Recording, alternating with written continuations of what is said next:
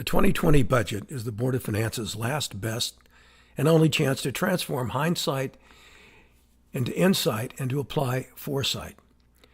This is a brief that I asked the Board of Finance Chairman permission to present after the Board of Education presents its budget on March the 7th and have been denied. The result of this omission is a totally one-sided presentation that starves the Board of Finance from a context in which to consider the proposed education budget. This brief explains why it is imperative and urgent for the Board of Finance to cut $1 million from the education budget instead of increasing it $554,000 in fiscal 2020. To begin to put this in context, we must go back to the public hearing on the 2018 education budget held in April 2017. Here's a flashback video. In it, Morgan football coach Pete Nye acknowledges that previous budgets have been padded to make cuts after referendum defeats painless, but claims that fiscal 2018's budget is honest for a change and threatens that if it is defeated, it gives the administration and Board of Education only one alternative in the future, and that is to continue to pad future initial budget proposals. I'm Peter Nye, I'm at 14 Stonewall Lane. I coach the football team here in town, and I've never really gotten up here during the budget season to talk about, but I think it's time with this particular budget to talk about it as a group. Well, the reason I wanted to speak tonight is because this is a particular year where this is the most honest budget. Whether you're a Republican or a Democrat, it is an honest budget. And when you are proposed an honest budget, that's hard. The cuts are hard. I'm going to give you an example of a couple in a minute. Excuse me. This is a hard budget.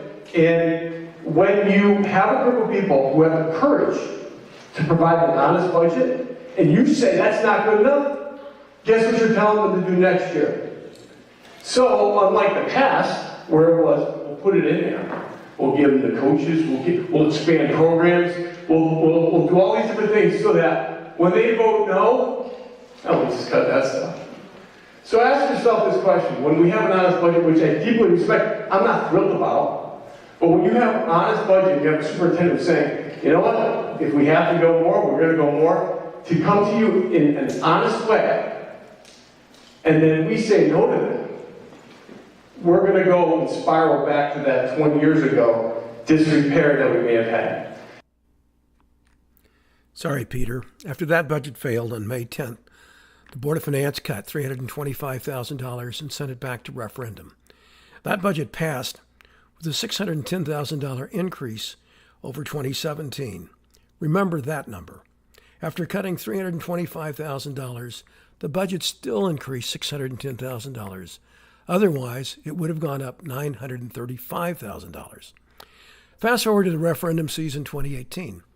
It is clear to anyone following the numbers that Clinton would soon be announcing an embarrassment of riches with at least a $1 million surplus in 2018. As you will soon see, education was a major component of a huge budget surplus.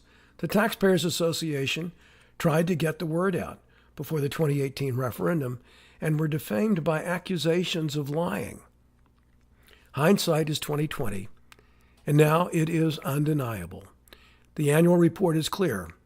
The town garnered a $1.6 million revenue surplus due to a better-than-expected state aid income. The education operating budget produced a $688,000 surplus, and the town, including capital and debt service, garnered a $122,000 surplus. Revenue and expenses netted out to a $2.4 million surplus. Remember, the fiscal 2018 budget increase of $610,000, that produced a surplus of $688,000. Had the budget passed at referendum, the surplus would have been almost $1 million. The Board of Education could have held the 2018 operating budget flat and still have had a $78,000 surplus. The total $2.4 million 2018 surplus was mostly the result of underestimated state aid and revenue. Education at $688,000 accounted for 28%, and town expenses, including capital and debt service, accounted for just 5% of the surplus. The $688,000 2018 surplus was $78,000 more than the operating budget increase from 2017. After 2 budget defeats and a $329,000 cut in education spending, $478,000 was layered on another operating budget increase for fiscal 2019. Now the superintendent proposes adding yet another $555,000 to the budget. Altogether, that is $1.7 million increase, or 5.5%, above the 2018 actual operating costs over 3 years. Some might consider that reasonable, except for 3 things: a continued decline in enrollment, closing a school, and evaporating state aid to Clinton education. Last October, Clinton Superintendent of Schools Mary Ann O'Donnell illustrated how enrollment has declined and how that decline is. But these graphs represent the NESDEC enrollment reports in a graphical model. And this is the district since 2010. So the first is 2009-10 all the way through the current day. So in this time span, we've decreased we have decreased 282 students as a district, spread out K through 12. This graph represents going forward. So 2018 is the first bar, the tallest bar, and going forward through 2027-28, these are projections. Some of them are actually based on the actual birth rate, and some are projected birth rate through their statistical models. But you can see that we're projected to continue to decrease and decline in our student enrollment. Which is one reason why the administration could no longer delay closing Pearson. Here is the projected savings that will produce. The second piece is cost savings, and as I've kind of talked to the board about, I have that detailed redistribution of where we have savings and where costs are redistributed. So although we have we have students moving to 2 different schools, the staff basically needs to go with them, but where we could realize efficiencies, we wanted to do that.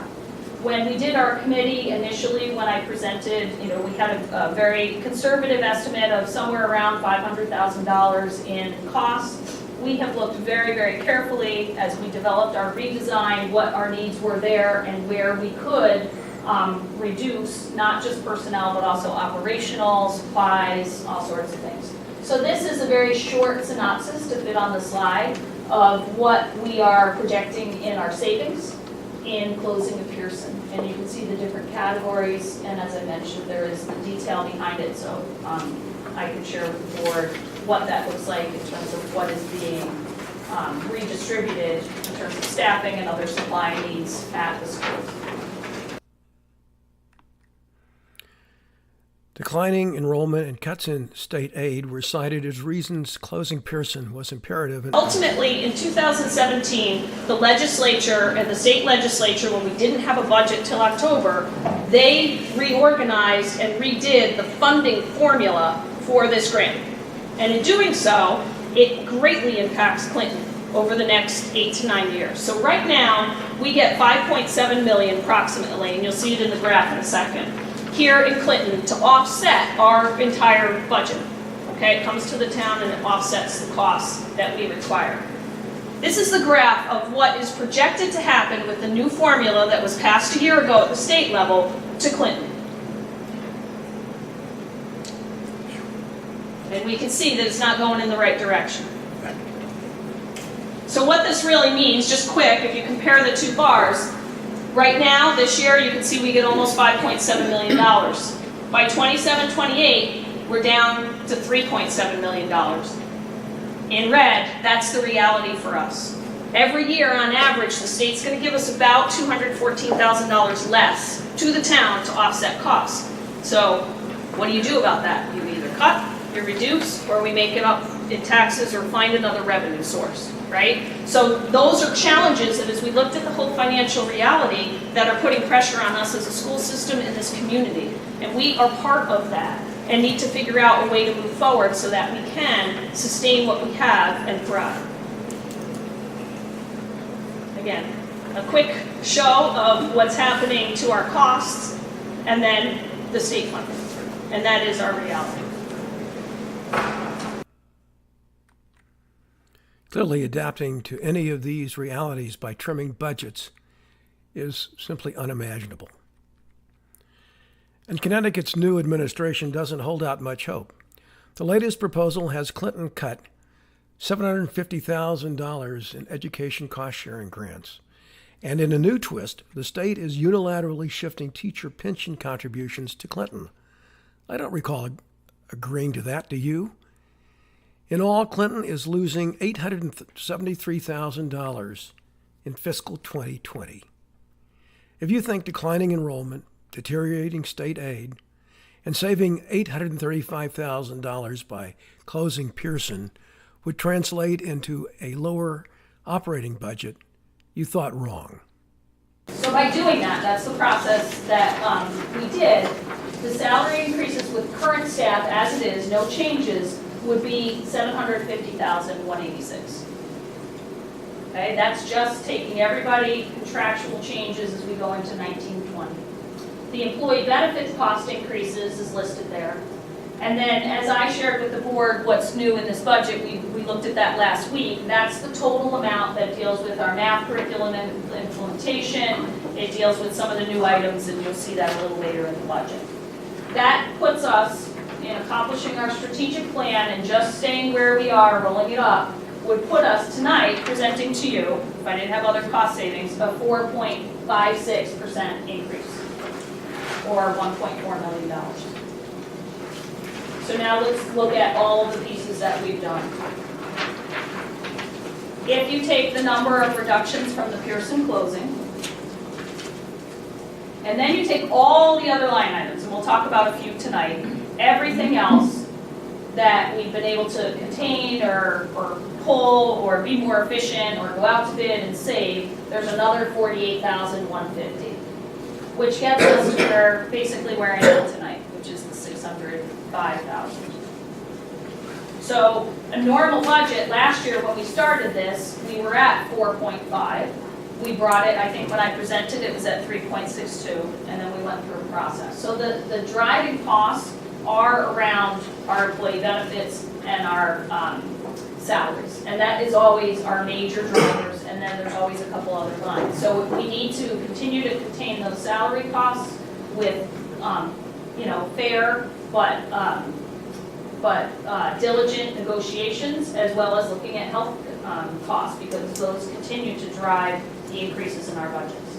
So that's kind of how we got there to this amount, despite the fact that we're closing the school and we're saving. So we're back to kind of that summary page of where we stand right now. Since this video, the numbers were reduced $51,000 to reflect a teacher retirement. The latest numbers are $33.2 million, or an increase of 1.7%, or $555,000. Can all this savings on top of fiscal 2018 surplus and the 2019 budget increase really produce no net operating budget savings? Shouldn't at least half of this, or $1 million, drop to the bottom line? Let's put $1 million operating budget reset into a long-term context. Since 2010, Clinton enrollment is down 14%, and operating costs, not including debt service or for the new school or capital expenses, are up 14%. Enrollment projections continue to project accelerating decline, down another 20% over the next 9 years, for a total of 33% since 2010. At an inflation rate of just 2%, the operating expense will go up 22% for a total of 36.5%. $1 million reset now brings down only slightly the total of 32.6% increase from 2010 to 2029. This is far from an unimaginable or unreasonable proposal. Factoring in projected declines in state grants to Clinton, more and more of the burden falls on local property taxes, which are the second most regressive tax paid by Connecticut taxpayers. Mitigating these increases is a matter of human decency. The minimum budget requirement usually forces budgets to ratchet up each year to protect state cost-sharing grants. So this year's budget is next year's minimum, plus any increase in education cost-sharing grants. This assumes that grants always go up, but makes no provision for when they are cut instead, but do allow for reductions of $3,000 for each student decrease in enrollment, or a larger cut when closing a school. So if we don't seize closing Pearson to make a significant adjustment, we may never be able to again, without jeopardizing what little is left in cost-sharing grants. So what have we learned from hindsight? We have it on good authority that education budgets have been inflated in anticipation of being trimmed. The 2018 so-called honest education budget would have produced $1 million surplus had it passed on the first referendum in 2017. Airing the facts is taboo and draws hysterical accusations and denial. But what can no longer be denied is $2 million of a budget cushion, 3 layers including the $688,000 surplus in 2018, a $487,000 layered on increase in fiscal 2019, and now $834,000 in savings by closing Pearson. Enrollment declines are quickening and no plateau is in sight. The state minimum budget requirement prohibits the luxury of further procrastination. State funding is evaporating and intensifying and shifting the burden to taxpayers and with property taxes that are among the most regressive taxes paid in Connecticut. Indifference to and denial of these facts is an affront to human decency. And remember, the voters of Clinton voted in November to revise the charter and put Clinton's Board of Finance out of its misery. We will be swept into the dustbin of Clinton history on November 19th. This is our last at bat, our last time to make any meaningful difference. It is a singular opportunity to tighten the education budget, and it must not be squandered.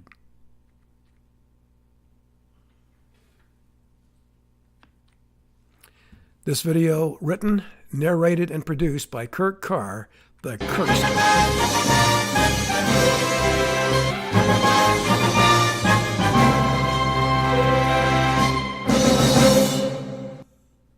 Thank you for watching.